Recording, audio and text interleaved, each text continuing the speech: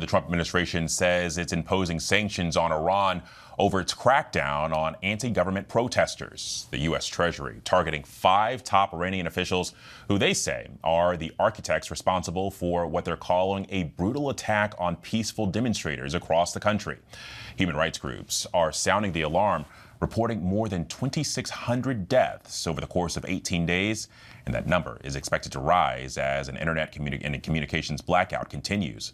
So joining me now for more on this is Trita Parsi. He's the executive vice president at the Quincy Institute for Responsible Statecraft. And I first want to ask you about your reaction to these latest U.S. sanctions. First, do you think they're strong enough to deter the regime there in Iran from taking further action against some of these protesters?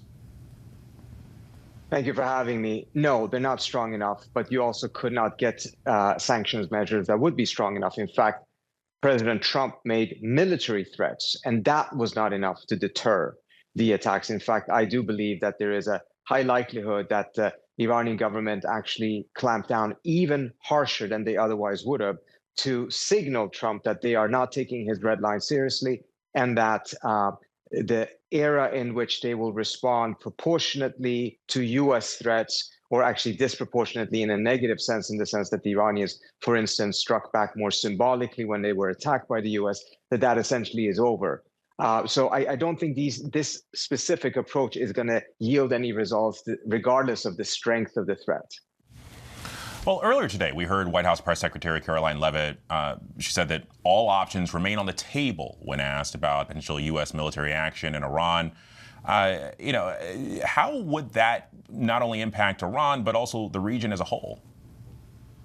Well, one of the things that happened last night, in which Trump ultimately called off what was an impending attack, is that there was a large number of states in the region, Saudi Arabia, Oman, Qatar, and Turkey in particular, who weighed in and were very much against the United States taking military action. These governments have zero love lost for the regime in Iran, but they view this as a very dangerous development because it would destabilize the entire region in their view, massive refugee flows. There would be cessationist groups in the Kurdish and other border areas that also would be a headache for many of these other states. And as a result, they really pleaded with Trump not to go down that path. So while this is a regime that is very unpopular at home as well as in the region, military action that could lead to a Syria type of a situation in Iran, instability and chaos, is even more unpopular. All right. Trita Parsi, thank you so much for your time today. Thank you for having me.